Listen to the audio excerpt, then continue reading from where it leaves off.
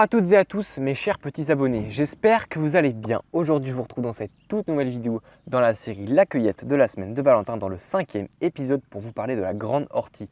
Cette série incroyable que je fais cette semaine m'apprend plein de choses et notamment j'aime bien vous les transmettre. Cette grande ortie là, elle a plein de propriétés sur la santé, tu peux la trouver dans plein d'endroits différents mais finalement il va falloir que tu saches où l'accueillir car c'est très important, le lieu de la cueillette.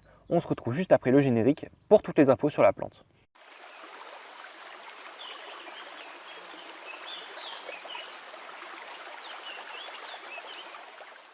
Bienvenue à tous dans cette super vidéo. Nous allons donc parler de la grande ortie. Cette grande ortie là, je vais d'abord vous citer quelques endroits où vous pouvez la trouver. C'est très simple, vous allez voir.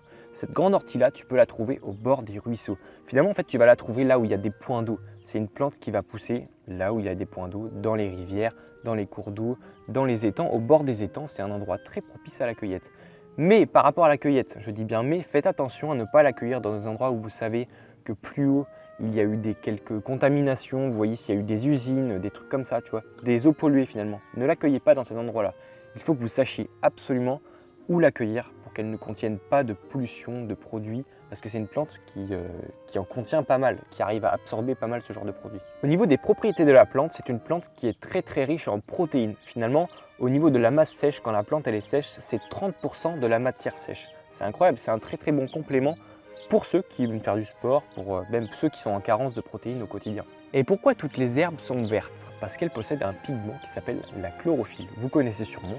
La chlorophylle, c'est un pigment qui aide à nourrir ta flore intestinale. C'est très bon pour ta flore intestinale, pour nourrir tes bactéries et notamment pour faire marcher le processus de péristaltisme intestinal.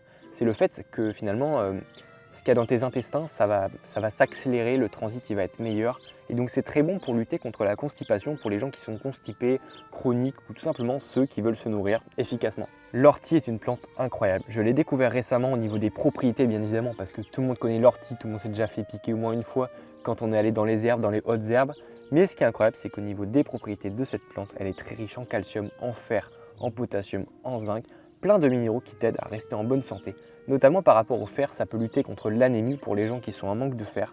Et le fer, est-ce que vous saviez que c'est cette molécule-là qui va colorer ton sang? D'ailleurs, à propos de l'ortie, il faut que je vous raconte une petite anecdote. Les légionnaires romains, à la base, ils utilisaient l'ortie comme un péché, ils se fouettaient avec pour se stimuler, pour se réchauffer. Mais au fur et à mesure des siècles, en fait, l'ortie, elle a été vue comme une figure méchante de la nature et elle a souvent été délaissée. Mais ça n'a pas empêché quand même les agriculteurs à en mettre dans la nourriture de leurs animaux pour finalement en profiter des bienfaits et des propriétés de la plante et tout simplement les stimuler leurs poils pour qu'ils soient super jolis, qu'ils soient super beaux. Mais ça, voilà, c'est quelque chose qui est incroyable quand même.